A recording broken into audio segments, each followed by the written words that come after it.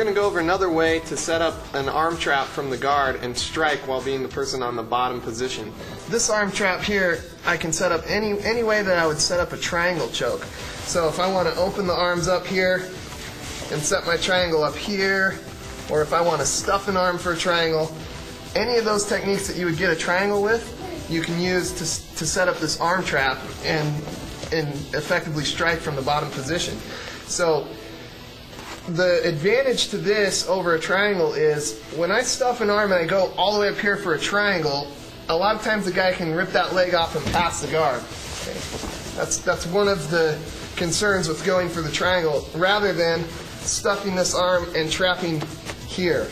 It's a lot harder for him to throw that leg over to pass the guard. I'm just going to cross my legs, and again I've created a situation where I've got two hands to use against his one. So I'll trap this arm here and I can punch. I can isolate this arm here, punch, elbow. Any way you want to strike, you've got the advantage because you've got two arms against his one.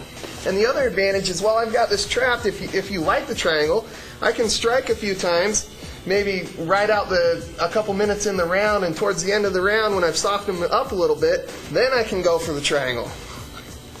So I have either option. I can stay here and strike or go for the triangle by setting up this arm trap first.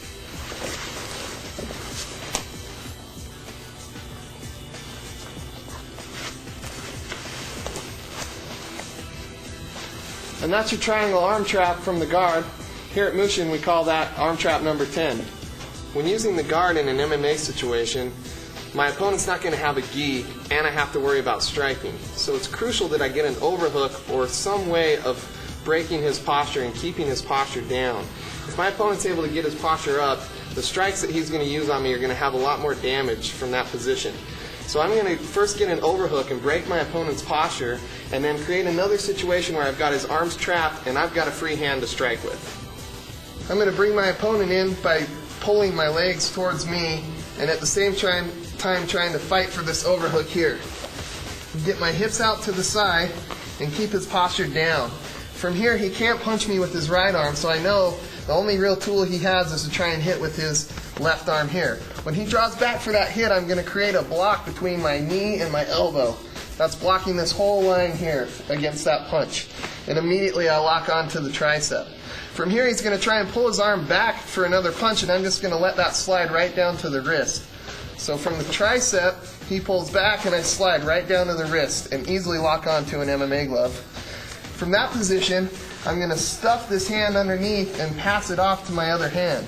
Now if it's an MMA situation and he's wearing gloves, I'll just go ahead and sneak my fingers into the inside of that glove there, and there's no way he's going to pull out of that. Okay, and now once again I've created an arm trap which makes striking from the back position more effective. So from here I have a free hand I can punch and elbow with, and both of his arms are tied up.